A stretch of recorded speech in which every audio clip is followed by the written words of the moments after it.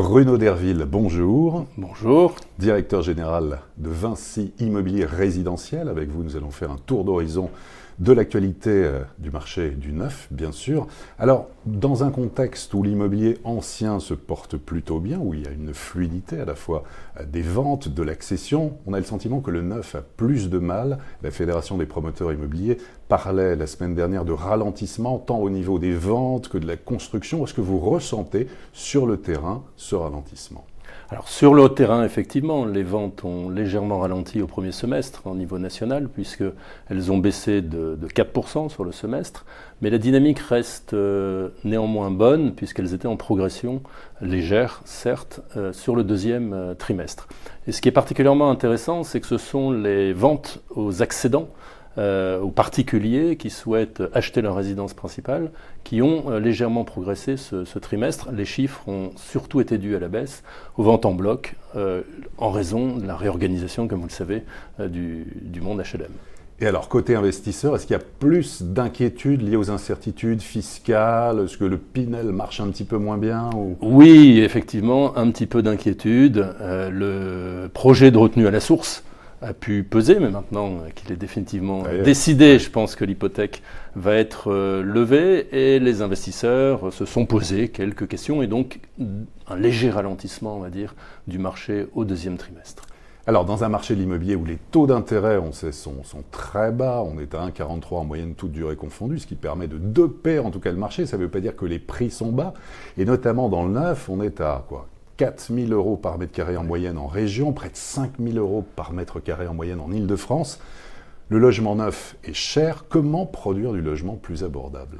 Cher et en constante augmentation, puisque la FPI faisait remarquer que les prix avaient encore augmenté de 3% sur une année. Deux raisons essentielles, le coût en hausse sans cesse du foncier et la hausse aujourd'hui des coûts de travaux compte tenu de la production.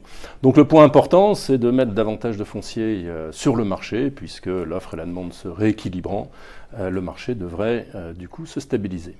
Alors vous attendez, j'imagine, beaucoup de la politique du logement et notamment de cette fameuse loi Elan qui devrait voir le jour fin septembre. Quels sont les points positifs pour vous et quels seraient ceux à améliorer ? Les points positifs, je pense notamment évidemment aux normes, au recours contre les permis de construire abusifs, tout ce qui est l'acte aussi de faciliter la construction. Absolument. L'intention de la loi Elan est excellente puisqu'elle a vocation à essayer de créer un véritable choc de l'offre pour permettre de rééquilibrer les prix. Et donc tout ce qui traite autour des permis de construire, qui est la plus grande difficulté pour nous promoteurs à obtenir, est excellent.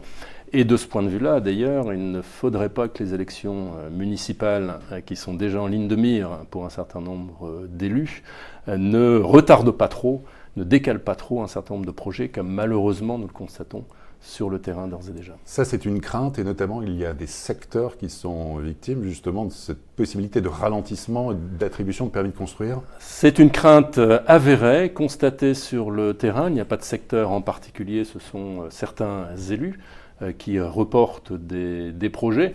Il y a des secteurs plus globaux liés, par exemple, à des modifications du PLUH. Je pense ici à l'agglomération lyonnaise, où les mises en vente ont baissé de 45% sur un an, ce qui est considérable et qui est l'inverse du choc de l'offre. Alors justement, quand on achète dans le neuf, entre le moment où on fait la réservation et le moment de la livraison, de la remise des clés, il se passe 1 an et demi, 2 ans, voire 2 ans et demi, voire parfois 3 ans. Et vous décidez, alors vous, chez Vinci Immobilier, c'est une promesse forte de lancer un dispositif au niveau national. Qu'en est-il ? Qu'est-ce que c'est que ce dispositif alors ? Effectivement, Olivier, nous lançons ce mercredi 12 une nouvelle offre, Vinci Immobilier for You, parce que nous avons constaté que la principale préoccupation des clients, cela concerne 72% d'entre eux, constitue dans le respect des délais de livraison et dans un bien qui sera livré sans réserve. Et donc, Vinci Immobilier a décidé de s'engager très fortement, puisque si d'aventure nous ne respections pas cet engagement de délai de livraison et de réserve, nous nous engageons à indemniser nos clients, et c'est la véritable révolution, même si le chantier connaît des intempéries ou des faillites d'entreprise, ce qui aujourd'hui est un cas légal de report. Donc ça, c'est un engagement fort qui verra le jour à partir de quand? 2019 ou dès le 12 septembre? Dès le 12 septembre, sur toutes les opérations nouvellement commercialisées et actables à partir de cette date-là. Et donc ça va concerner près de 50 programmes d'ici fin 2018, donc ce qui est une part majoritaire de notre offre. Donc une compensation, vous engagez même financière, au cas justement où il y ait du retard. Il faut savoir, il faut rappeler que c'est permis de construire, il y a notamment beaucoup, on sait, de recours abusifs au permis de construire, près de 80% sont concernés. On parle de 28 000 logements en France qui seraient bloqués par des recours au permis de construire, ce qui est absolument énorme. Énorme, et selon nous, mais la FPI va refaire un recensement prochainement, malheureusement en constante augmentation, ce qui est un phénomène de blocage considérable de l'offre. Et il y a des programmes qui se développent petit à petit, et on va vous demander en fait si vous pouviez en citer trois programmes emblématiques de Vinci Immobilier qui verront le jour là dans quelques mois, quelques années peut-être, qui sont lancés commercialement. Voilà, qui sont lancés commercialement et la plupart du temps en travaux. Le premier va être lancé en travaux dans les prochains mois. Il s'agit d'Ayer-Rock à Montpellier, au pied de la gare TGV, donc en plein centre-ville, un programme avec une architecture emblématique signée Brenac et Gonzalez sur 16 niveaux et qui comportera du logement, du commerce et des bureaux. D'accord, le deuxième? Le deuxième, hors du temps, dans le 15e arrondissement à Paris. À Paris, on ne construit pas beaucoup, donc là, c'est bravo, c'est bien. 3 à 4 ans de montage d'opération pour construire dans un écrin de verdure, dans un cœur d'îlot, une résidence intergénérationnelle et du logement à l'accession, bien sûr. Et puis le troisième? Oasis Park, à Lyon, opération importante, 700 logements, dont les travaux sont également en cours et qui va montrer que le digital peut resserrer les liens entre les habitants d'un nouveau quartier avec également les habitants du quartier existant. Très bien, donc on attend de voir le jour avec ces programmes.